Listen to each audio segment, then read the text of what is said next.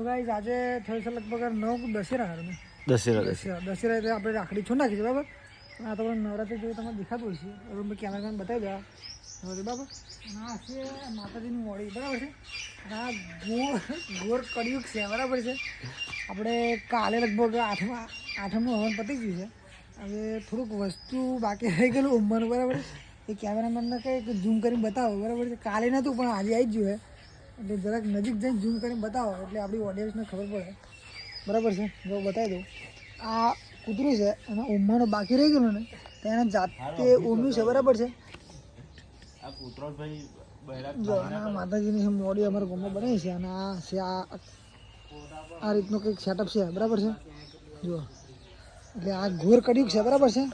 હવે જે જબરજ માતાજીને માનતા હોય એની માટે આ છે બરાબર છે. ચલો હવે આ તો ભાઈ કૂતરું છે એટલે કશું કહેવાય નહીં ભાઈ, શું ખાઈને ચોઈ જાય બરાબર છે. આપણે શું કહીએ? હા બોલો બોલો.